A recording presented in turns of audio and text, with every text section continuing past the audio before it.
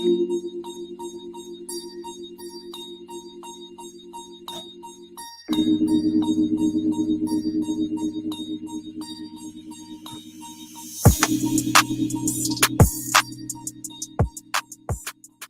Help Myself podcast, brought to you by Q Images, run by Timothy Quisenberry. It's a world-class, veteran-owned and operated Las Vegas-based photography company.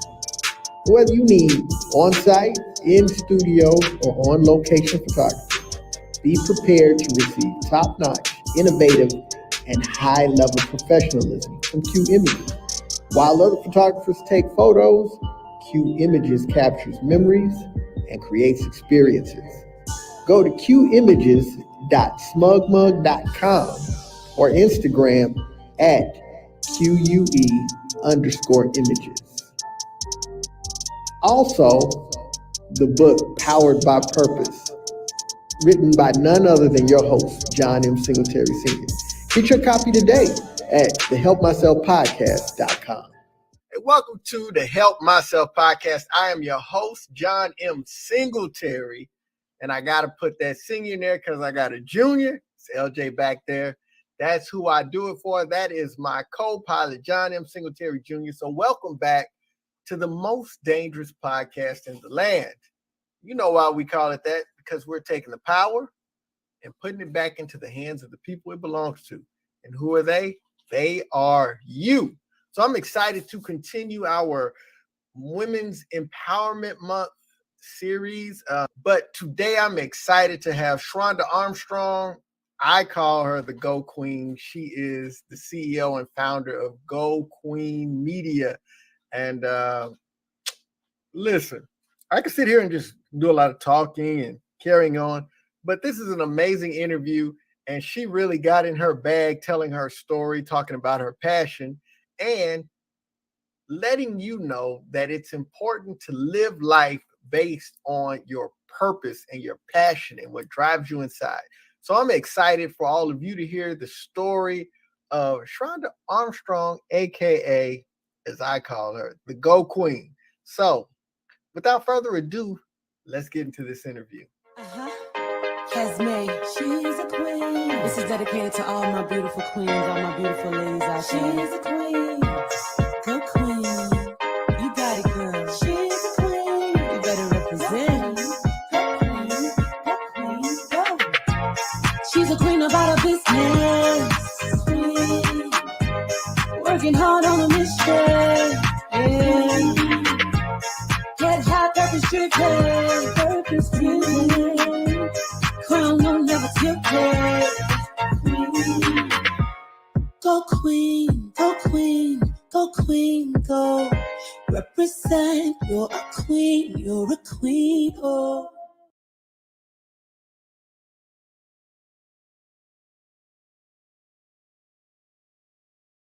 All right. Well, welcome to the Help Myself podcast.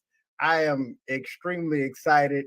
I laugh because so what should I get into first? Should I do the introduction first, or how we met, how I first?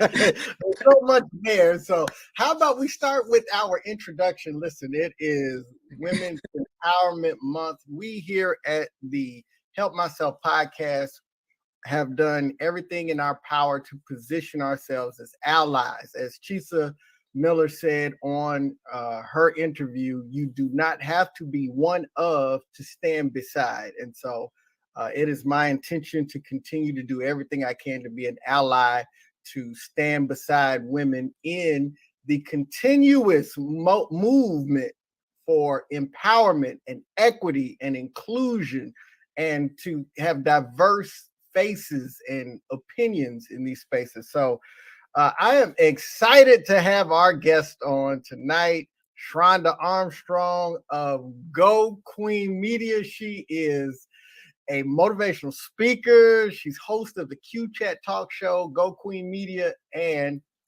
if you go to her website, there's some other little tidbits that she left off because she likes to be, humble and all this, but she's a purpose coach. And she came to a realization that being stuck in life, being unhappy with the way you're going, that we have the ability to create our path and that we have to decide to discover our purpose. And what better guest to have than somebody that is all about purpose when the name of my book is Powered by Purpose. So look, you see that synchronicity? Shameless plug. But we are so excited and glad to have Shronda Armstrong on today. How are you today, ma'am? I'm doing great. I'm doing really great. Thank you so much for having me. How can I follow up that intro? Like, I was about to say, I know I missed something. So I mean, like, is there anything else you need to plug in? I do have the magazine that I started, so that's one thing we could say. We was definitely gonna talk about Geaux Queen magazine. I was gonna try and see if I could get a copy to me before or by the time we did the interview. Wasn't able to. I looked at it. I tried to do it way too late. It wasn't gonna happen. So, but I'm definitely gonna get some copies and push that because yeah. Awesome. So I would have loved to have one right here, but before we get into the interview, our good friend Erica Warren from the Dope Discussions podcast did a show, and it was talking about dating as a single parent, and so she partnered me and Shronda, the Geaux Queen, as I've been calling for so long. Geaux Queen. No, let me stop. But she partnered us up, and we were gonna ask questions and have a discussion about it. And so I get on there, I'm just chilling, and then this wonderful, lovely lady right here hit me with some old heart. So never an appropriate time to have an overnight guest around the kids. Like, is there ever an appropriate time to have that overnight guest? Like, if you've been dating for such a long time, is it ever an appropriate time for that? Hey, look, if it's time to be grown, it's time to be grown. She caught me off guard, but we had a good time. And after that, I started following her socials and just seeing all the amazing things she was doing, the Q Chat talk show. And I mean, just listen, first of all, obviously, I know I'm really good on the editing tip. So I'm not seeing it now, but I promise you when this airs, I'm going to have all the contact and everywhere you should be going. If you're not following her, you need to be following her. Let me tell you something. She don't even be talking directly to me. And like her posts come through and I'd be like, whoop, get up. It's time to go get it. So I am just super excited to have you here. And I want to ask you, like, tell us about the journey into Geaux Queen. Well, and thank you again for those glowing compliments. The journey into Geaux Queen. So I'm a single parent, 3 children. I'm their primary caretaker. And I went through a rough divorce, as I mentioned to you in a pre-questionnaire. And I was working in a career where that wasn't my passion. It's like I have to take care of my children. We have to eat. And I started working in this industry that I didn't go to school for anything, but I fell into it, and it was just really a source of paying a check. But then I started growing in that field, and it was weird because I'm like, felt like a little imposter because it's like I didn't have a passion for it, but I was growing in it, and I was just like, I'm so miserable, even though I'm getting accolades to a degree. Because on the flip side, I also was the only woman of color in my department. So that had its own set of problems. That's like a whole different episode and series.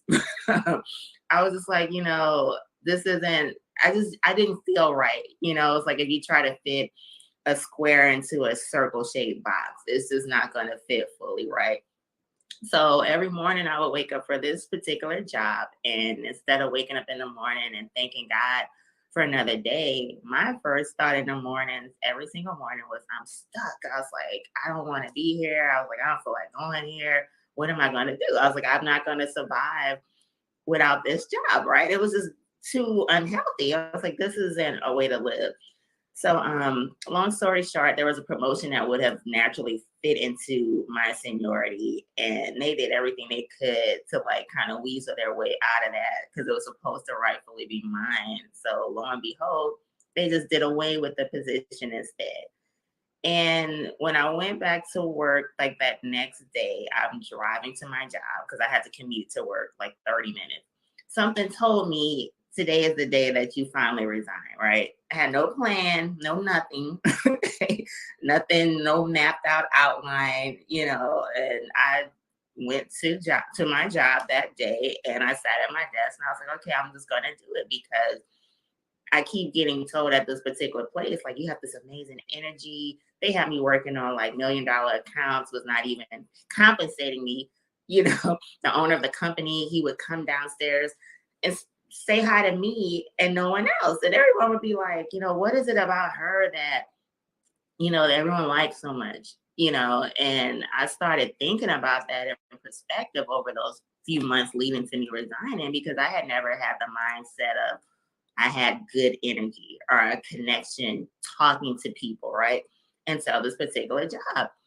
And I was like, you know what? I'm working for this particular individual, and I'm seeing him. He's coming out speaking to us. He's living pretty fly, kids not filling out FAFSAs, like they traveling, doing great things. And I'm like, you know what? This energy that they keep telling me about, I felt confident enough.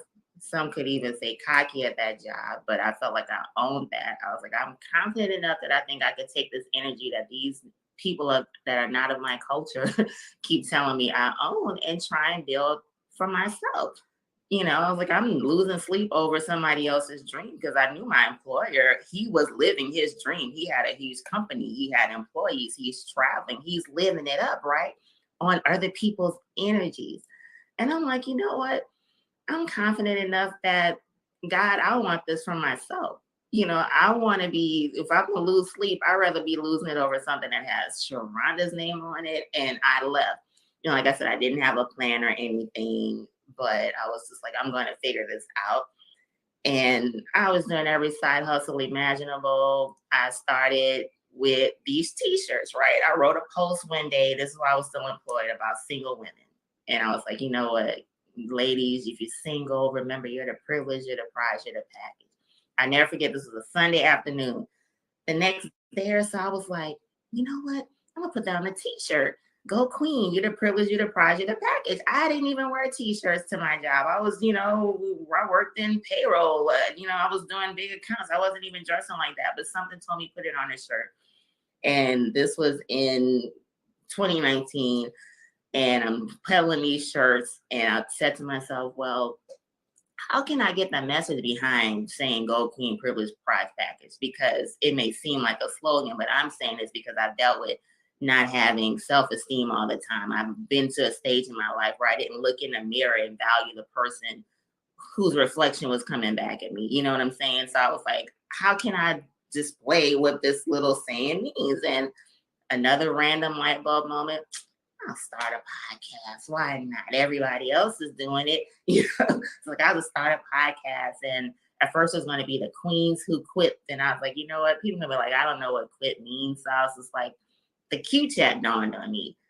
So started the Q chat August 2019. By January 2020, I may have had 3 episodes. It was not organized. I didn't have a structure, anything. I was like, I'm just sister Abe. I was like, I'm just going to talk. Didn't realize certain things. I didn't know anything about editing. People kept asking me, I'm trying to get people to support it. They're like, well, is it on iTunes? I was like, I don't know how to get a podcast on iTunes. I have no idea. So once I started reaching out to people in 2020, and then like that terrible thing, as we know, of COVID happened, I was at home like everybody else. I had more time. And I figured out how to get it on iTunes. People started inboxing me and emailing me, oh, can I be a guest on your show? And I was like, sure you can. But I was like, how did you find out about, the Q chat? I was just like, and it just started to grow. And the t-shirts took a back burner, and I just started connecting and finding another way to get my message out that way. And I just cook it and run with it. And I've just been trying to build Geaux Queen ever since. And like I said, the whole thing has been a goal of telling women of color, whatever it is you want to do, you can do it. And it is not even a message of telling people leave their careers, right? But let's say you have a career and you want to excel in it. Go back to school if you have to. Whatever you want to do, if you want to start that business, do it. Whatever it is you want to do, if you want to live a healthier lifestyle, you have the tools to do it. Because women of color, there's always a light on us. Sometimes it's a good light and sometimes it's not a good light. Sometimes it's like, we can't catch a break. People analyze what we do, what we say, how we dress, and it's like, I just wanted a platform that reminded women of color, I see you, you're worthy, you're valuable, and you don't have to let anything push you in any type of box or push you at the bottom of any type of list, whatever your goal is. If your goal is to have a healthy relationship, everything, because society tells us everything. They always say, well, Black women, we're at the bottom of everything, but we can control our own narrative. So that's just been my mission with Geaux Queen, just to love yourself. Because when you love yourself, you can do anything. Like, it doesn't matter what that goal is. Because when you love yourself, you're saying that you value yourself. You're saying that you're worthy. And you're saying that, yeah, I do deserve a healthier life. I do deserve a job that I'm not miserable driving to. I do deserve to have a business that I've dreamed of for years. You deserve whatever it is your heart desires. So that's been my mission for the past X amount of years, is just to tell women of color. And of course, and I will specify, it is for women of color. However, with Geaux Queen, you will never see anything that disparages men of color, because that's not my ministry. Let's put it that way. You will never see an episode, an article, anything that says anything negative about my Black kings either. Because yeah, I've created this for women of color, but any man can tune in to the Q chat or open that magazine, and he's going to get something that will fill him as well. Because this is about people of color in general, that we are special. We are descendants from kings and queens. A lot of people can't stand the terminology queen. I even considered at one point to not continue to say Geaux Queen. I was like, maybe I should change it, because people have this negative disparity now about the terminology queen. But the reason I use the term queen is because we really are descendants from royalty. That's a historical fact. So that's why I use Geaux Queen. That's why I view men as kings. That's why I look at younger children as princes and princesses, because we are descendants from royalty. And also, having been descendants from royalty, we deserve to live lives in abundance and happiness and be fulfilled. So that was my long story that I tried to shorten for to answer that question. I have no idea why you wanted to shorten that story. That's what I'm talking about.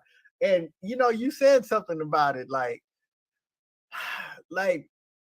having to put that disclaimer out that your focus is uplifting Black women. It's just crazy that we're at a point in society where you even need to say that. What is wrong with being focused on beautiful, powerful Black women? Like, it's the stats play out.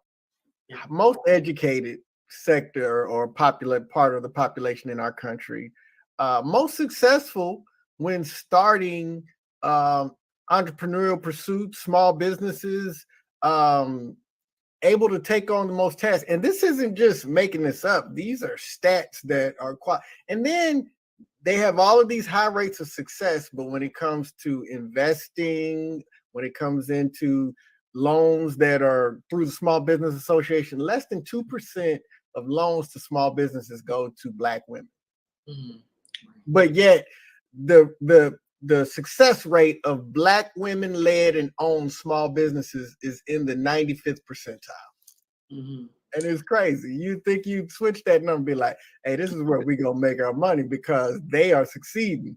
And the people that we're spending the most money on have the highest non-success rate. So no, no.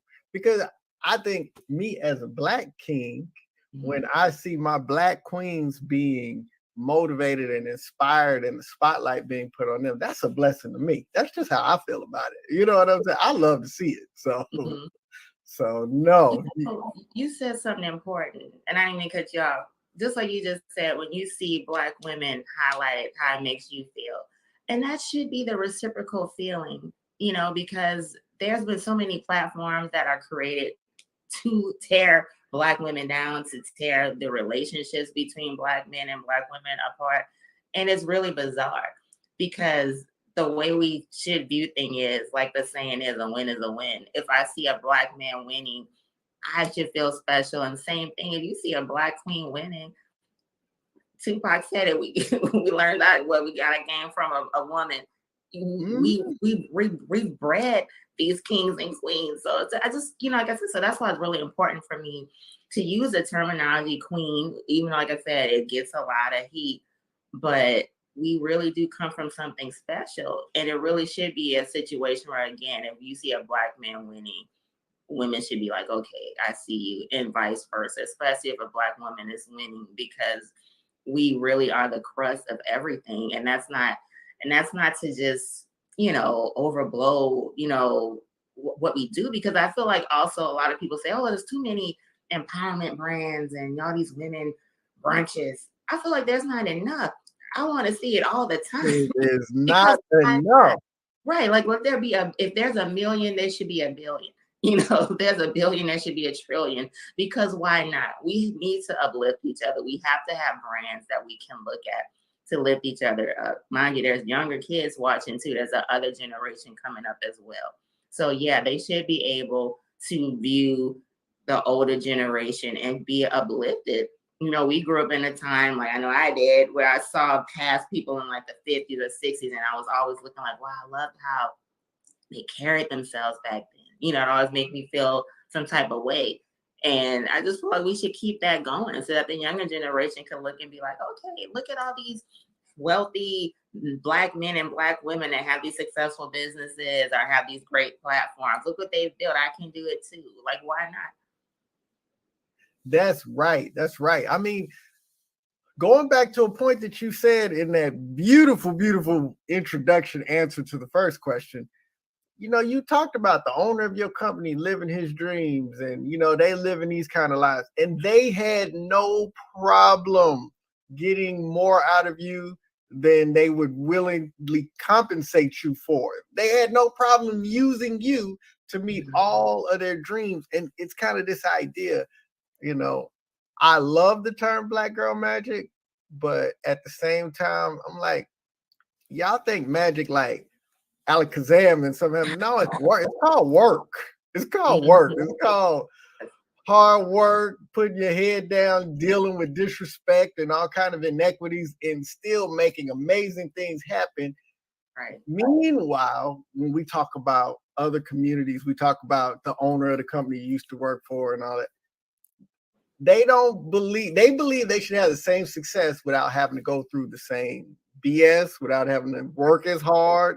And so, yeah, if there's a million women empowerment brunches, we need a billion. If there's a billion, we need a trillion. Yes. If there's a trillion, we need a killion.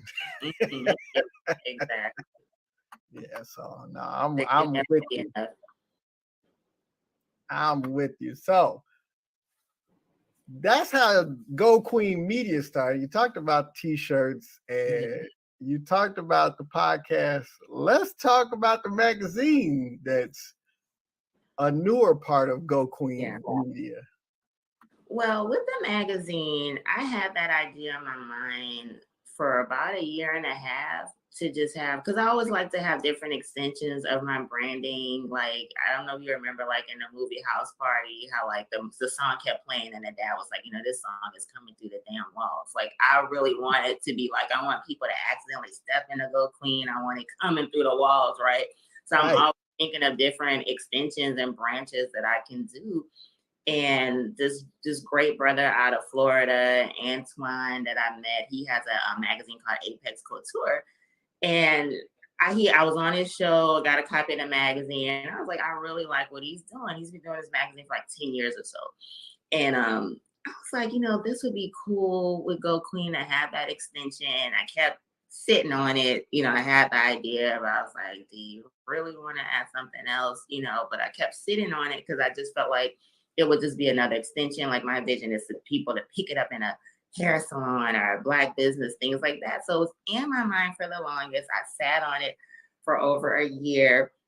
And I had in my vision like who I wanted to interview for the first issue, but I kept delaying asking her because I had interviewed Ayana Bean of the BET series American Gangster Trap Queen. She has a great story. Like she went through a lot.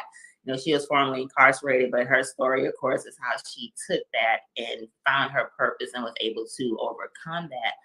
And I was like, you know what? I could ask her, but I don't know. Like, I don't know if I want to ask her to do this.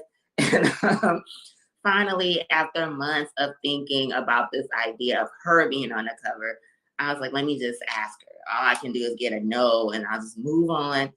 And I emailed her, and it was like, she was like, yeah, I'll do it. And I was just like, okay, for real, like, because mind you, like everyone, I feel like if you don't deal with imposter syndrome, you may not be being honest. Like I definitely deal with imposter syndrome, and I have no qualms about admitting that, right?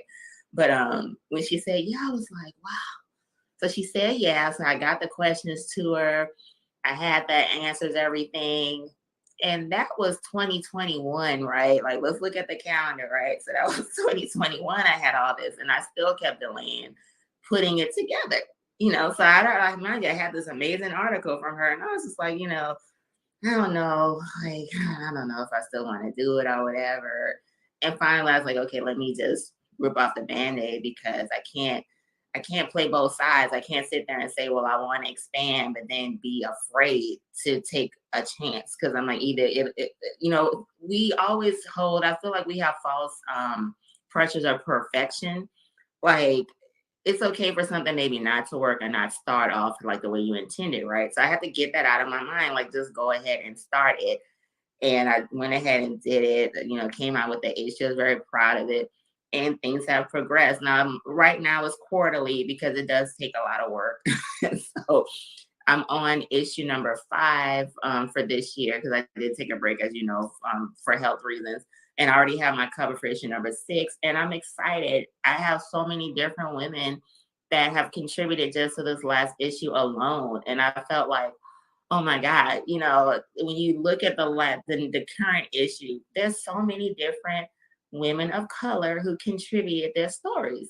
That alone gives me joy, because with Geaux Queen, I never wanted to be anything that's self-serving, right? So I always wanted to be something that it could include other women, whether including them just simply by me telling stories that reach them, but also including them. And you can be a contributor. You want to write a blog piece, you can do it. If you want to speak at a next event that I may try and get to going, like you can do it. So with the magazine, not only is it a great piece for someone to purchase and look through and get some stories of fulfillment, I have these women, some of them are young women that's coming into, their careers right now that contributed. Just the excitement that they had to contribute. It's like a feeling that I honestly can't even describe right now. Cause it was like, that scene in The Grinch at the end where his heart started getting like bigger. It like makes me want to explode that I had all these women and they're not just contributing to this one, they're going to be contributing to future issues. And I'm just like, it's amazing what God will do for you, when you take those risks. Sometimes I think he's just waiting, like he knows the potential of each and every one of us. But like they said, you have to take 2 steps and he'll take more steps. Faith without works is dead, right? So it just blows my mind. And I feel like I'm just planting like a small seed now. Like this is just the beginning, but it still blows my mind just when I connect with people, just for someone to say, hey, I listened to that episode and it touched me. Or it's like, really? It's just like, it's I can't describe it, right? And I think at least like what you said about having humbleness, it's just, you have a gift to get out there, but there's still nothing to describe when someone receives a message that you're putting out there. It's like, wow, this is really aligning, the connections are really coming together. It's something that it's hard to comprehend, I guess is the best way to put it. So the magazine does mean a lot. This particular issue, I have a young lady, she has sickle cell disease. So she talked about just the feeling how she lost her hair during treatments, because hair means a lot for, sisters, so she talked about that. I talked about my fibroid surgery. A lot of women of color are dealing with fibroids. I talked about my full hysterectomy, and I have photographs even. I had a fibroid the size of a grapefruit. I talked about that. It's just, I have another young woman, she submitted a story about online dating. So I'm just proud of this issue. Like I'm proud of all of them, just like I'm proud of all of my episodes. But it's like I said, it's an indescribable feeling. And my original, when I was in college, I majored in English. I wanted to be a writer. So this goes back into just me having my love of writing, and just to have something that includes other authors. It's just, like I said, it's really an indescribable feeling. And I'm really proud of this magazine as well. So I'm just going through life to see, how this is all going to connect. But I really wanted Go Queen to be, like I said, it was more than that slogan on a t-shirt. I knew I had to do more than just have the slogan on the shirt. So I just had to sit still and, make all these wheels turn together, so it could truly be a branding for women of color to just, like I said, to show them to love themselves. You can do anything. You don't have to be miserable. You have a safe space to talk. You have a safe space to connect with other people that's going through something where in your mind you may have thought you were the only one dealing with something. So there's always a mission behind everything. So again, with the Go Queen magazine, it goes back to that saying in 2019 with that Facebook post I wrote saying, women, you are the special privilege, the ultimate prize, and the full package. Go Queen. So it all leads back to that. So I know that's right. So if people want to get the magazine, obviously we need to let them know. How would they get copies of your magazine? Can they subscribe? Is it subscription based, or they got to buy one off?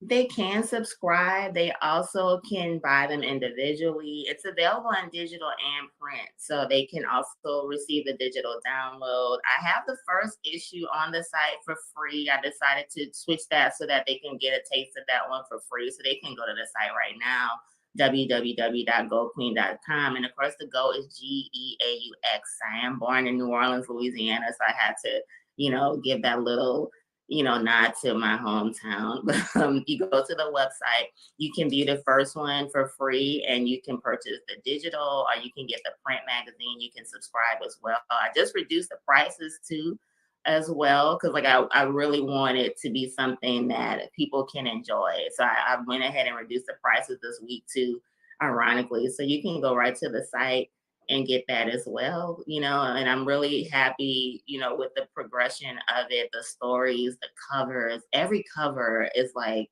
having like a new kid. Like I'm like, oh wow, like I just love it. Like the women that have been on there have been amazing. The second issue was Keisha J. She's living with HIV. She's had stage 4 cancer.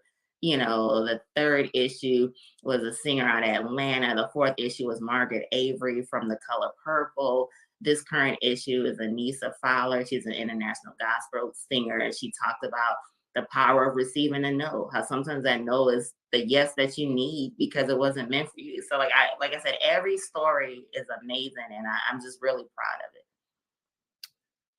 I'm just listening to you talking. I'm proud, and I'm glad you first, I'm glad that they can get a taste of it, because it is awesome. You got to read that first one. I'm telling you, it'll blow you away. And secondly, I'm glad, because I was going to get into that. The people need to know it's not Go G-O, it's Go G-E-A-U-X. You got that corporate voice going, but every once in a while you hear that New Orleans come out a little bit. People tell me that all the time. They're like, I can hear the New Orleans a little bit when you talk to them. Like I can pick up on it. Just a little bit. You got to be listening. It don't jump out immediately, but if you keep listening, you'll hear the melody pop out every once in a while. Okay, so Go Queen. You got to go to Go Queen to get the Q Chat podcast, to get the Go Queen magazine. So who are some of your inspirations, that you kind of mold yourself after you were inspired by the my inspirations, I like to call people, I feel like everyone should have like a mentor in their mind, right? Even if it's a mentor that you're not gonna meet or whatever, you never know. But I feel Absolutely. like you should have a mentor in your mind. So the mentors in my mind, who I like to refer to as the blueprint, are people like Issa Rae. I love Issa Rae. I love Issa Rae. Okay. Oprah Winfrey, of course. Tyler Perry. Like I don't watch everything that he does. But he's the blueprint. I mean, look at what he's built.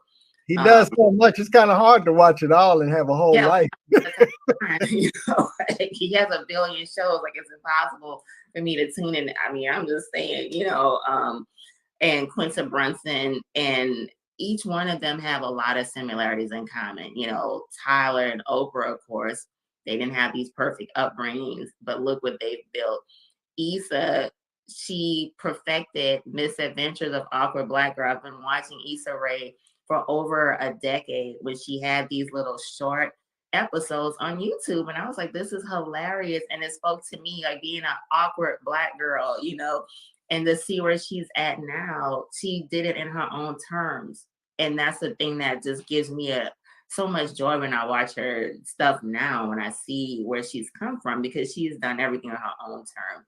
And Quinta Brunson, because she's simply hilarious. Like I love Abbott Elementary. It is hilarious. And I love how she built something that looks, Shirley Ralph got her flowers after all these years due to Quinta, and I love what she's doing. So those are people who I view as blueprints, Oprah. I mean, come on, like I grew up as a kid and I try to tell it to my children. I said that I didn't see any other Black women on television at that time. I would rush home from school to watch the Oprah Winfrey Show. If I go to YouTube now and like they'll show clips of her old episodes, I know every single one of those episodes. I'll watch it like, I remember watching that. To this day, I can't figure out how did I have time to watch it as a kid, but I watched her show religiously as a child. I mean, a Black woman, a brown-skinned Black woman with a funny name, on television, and look what she's done. So love her, I hate her. Like she is the blueprint in my eyes for what she's built. She's the epitome of interviewers. She's like a media powerhouse. And All same the thing. reasons they come up with not to love Oprah are manufactured. Right. It's all manufactured. Right. I mean, and like I said, she is the blueprint. Look, I mean, she built so many different branches of Oprah Winfrey, Harpo Studios, the magazine, the old network. I mean, I can't help but look at her as the blueprint, so people like that I definitely admire and I look up to them for sure. Man, that's awesome. I love that, having a mentor that you've never have met in person. That's so important. A lot of people feel hamstrung because they're like, oh, well, I'm into this person, but I'll never get to meet him.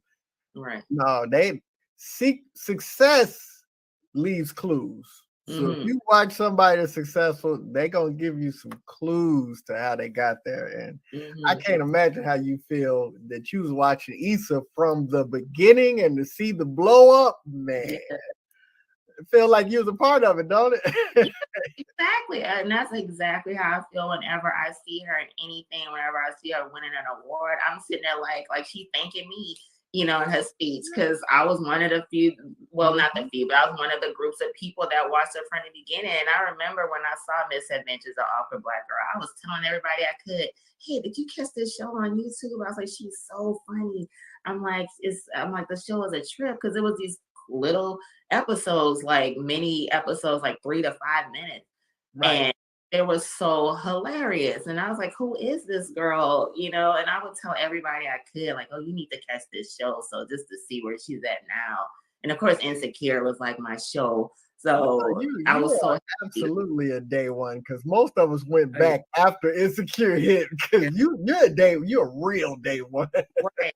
A real Issa Rae fan, so like I'm a stan for Issa forever. Like she can do no wrong in my eyes. So there's like nothing she could come out with that I'm not gonna ride for. Like I can't, there's nothing she could do that I wouldn't ride for. No, that's right. I know that's right. Let's hit you with this. Now I know you kind of talked about 2019 leaving your job to try this, but what's your resiliency story that you would be willing to share? Well, with resiliency, I didn't have like the best childhood, and it's not one of those woe is me stories like, oh, I had two parents, still have two parents, thank God, especially at my age. I'll be 46 years old in April, so to still have my two parents is a blessing, and it's something that I remind myself of that every day. I'm like, the fact that I can pick up a phone and call my parents, that some people can't do that. Like I don't I don't miss that blessing. You know what I'm saying? So, I grew up with my two parents, so I did have that, but I always felt like a weird little kid. I was teased a lot about my looks. And when I tell people that now, they're like, "Oh, are you beautiful?" Blah blah blah. I'm like, Yeah, I'm with people now. I'm like, what?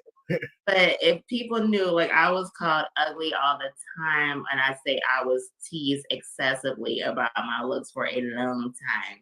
And that is like not a great feeling as a child. I was bullied in school. I didn't feel good about myself. Like I know like that led to a depression in my life really early on because you're going to school and you're unhappy and you're going home. And like I did have my two parents. Like I said, I had a traditional upbringing where my dad worked and my mom was a stay-at-home mom. My mom was the type of mom that at every field trip imaginable. But I still wasn't happy. So just being young and not having that joy that I think children, that innocence that they should have, just put like a weight on me for a good portion of my life. So fast forward, because like I said, I didn't have that self-esteem going. So when I ended up getting married, it was not a positive relationship. Okay. I didn't value myself. So because I didn't value myself, I was more open to being mistreated. Because in my mind, I didn't really know any better, honestly. There's a lot of things now that I look back at my age where I'm like, I cannot believe I tolerated that at age 23. It's just like, whoa, but I really truly did not know any better in my early 20s. And once I left that situation, it wasn't easy at all. Went through a very extremely ugly divorce. We went back and forth for the longest in a court system over custody of our kids, which I don't wish that on anyone. And I just was at the point in my life where I was like, Lord, I can't catch a break. I'm just like, this is too much, and I'm like, I want to move on. I want to be free. I don't want to always be unhappy, and I've always had particular health issues. I literally did not have energy for a good portion of my life either, right? Like I couldn't do normal activities like certain people. Me doing sports, that was never going to happen. All my siblings, every single one of them, because I'm the youngest, were in the military, every single one of them. So at one point, I toyed around with that idea in high school, and I was like, girl, you kidding? Like, you're not going to pass the physical, so like, you might as well get that out of your mind. So I was like, the buck stops here because I'm like, I sure won't be continuing on this military thing happening because I knew I couldn't do it.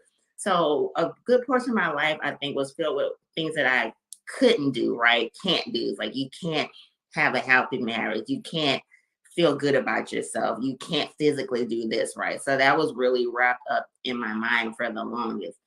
And it took just having so much depression, not feeling any type of worth, self-worth at all, like I said, no type of self-esteem, just to finally get to a point where I'm like, you are better than this. But at the time, I never would have me talking to people is something that I would have never thought would happen 10, 20 years ago. Speaking to crowds, like, what is that? Like, I would have never thought that would happen ever, and it really just was like a movement of things that happened to me that I was at a stage in my life where I'm like, well, why is this happening?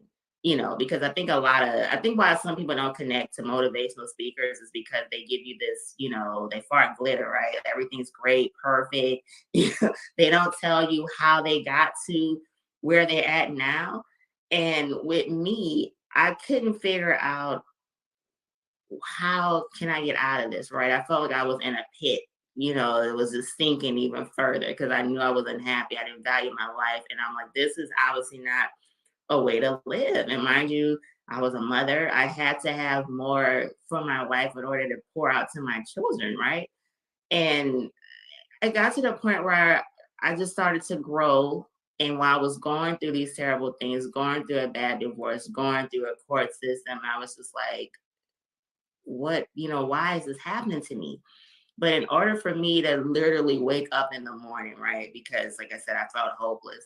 But for me to have that strength to physically get out of bed in the morning, I had to start thinking in perspective of, because God doesn't make mistakes, even when something bad happens to us. Like He's still with us, we can't see it at the time. So I had to figure out, okay, there is a stage in your life where you were like, even when you were younger, like I said, I was unhappy, I was bullied, but I also was like a nerd, right? I was making like straight A's, things like that. And I was like, I'm still like this intelligent person. What can I do to get back to that stage in my life? Because I really just was in disarray. And I just started to think in perspective, why are these things happening to me? But not in a woe is me type of way, but literally with a pen and paper type of situation, like analyzation, like, okay, why is this happening? Okay, this particular thing happened for me to know what not to accept in the future relationships. Okay, this struggle I went through is for me to make better choices. This struggle I went to was for me to learn more. You know what I'm saying? If you break up the things that you go to and put it in perspective, and that's what I had to do. I put things in perspective as to what I was dealing with so I could have a better life. And it's not something that happens overnight. It's work. It takes time. It takes months, years, okay, to get to that stage. But I had to really ask myself, like I said, why is this happening? But not ask myself, why is this happening in a self-deprecation, woe is me type of way. Like really sit back and ask myself, okay, why is this happening? Why are certain patterns happening in my life? This is where I can make work happen. This is where I can change things. Because one thing I think that's hard for people sometimes and where they can get in that self-deprecation mode is that they just say, oh, woe is me. Why is this happening? Instead of looking at certain things. Yeah, a lot of things that happen to us are beyond our control. We know this, but we still can take accountability as to, okay, as far as the things I can't control how I handle it, right? I can either be woe is me, sad all day about it, or I can flip the script and view it in a different way, right? So that's what we do have control over. And it took me a long time to get to that stage. Man, that was a masterclass right there.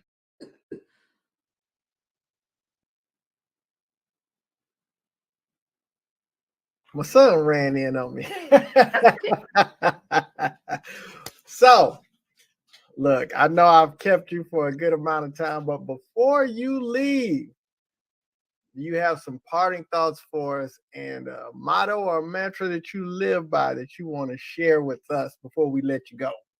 Well, the mantra that I always live by is the go love yourself.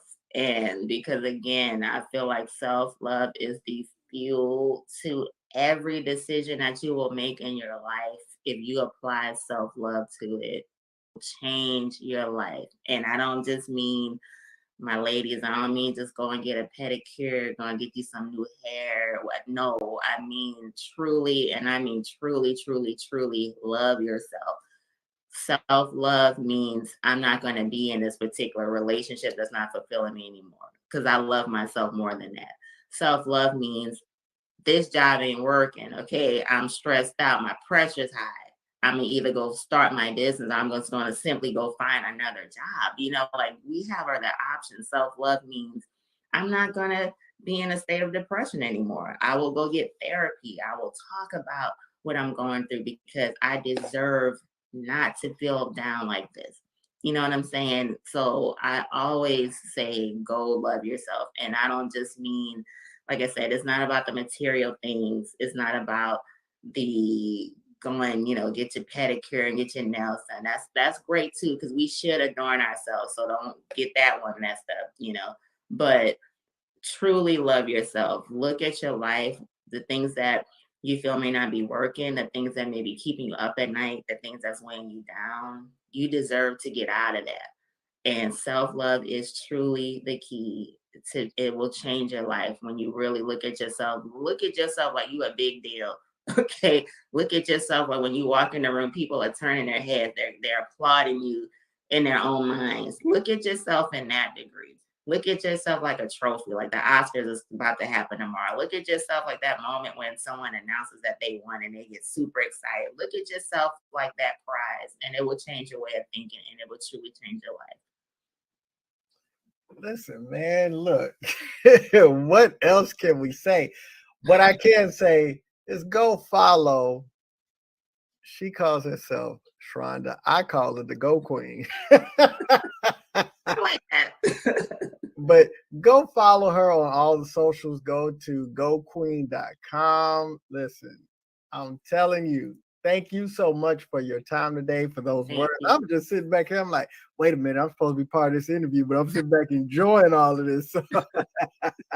But we appreciate you for coming, and we'll definitely be doing something together in the future, man. I got a whole bunch of stuff I can think of, and we're gonna get you plugged in. So Awesome. Thank you. I would love it. all right. Well, thank you. And my. Listen, excited about another amazing episode of the Help Myself podcast. Listen, I first want to thank Shronda Armstrong for coming and blessing us and gracing us. You've got her contact information. It should be right here on the screen. Go follow, support, go check out the free copy of the Geaux Queen magazine, and then get subscribed. Let's support Black excellence. But not only that, I stand by it. It's a high quality medium. So you definitely want to check that out. You will come out inspired. You'll learn some things that you didn't even think of or imagine. So make sure you go and support. She's doing big things. And I tell you what, it's better to get in on the level now, because when the blow up situation happens, but again, we're so excited and delighted that she took some time out of her busy schedule to come and chop it up with us here at the Help Myself podcast. And listen, I'm going to close out tonight like I always do. I can't help myself. I've got to encourage, I've got to inspire, I've got to empower, but I can't help myself by being the absolute best version of myself. And guess what? You can too. So why not we do it together? Thanks, y'all. We're out.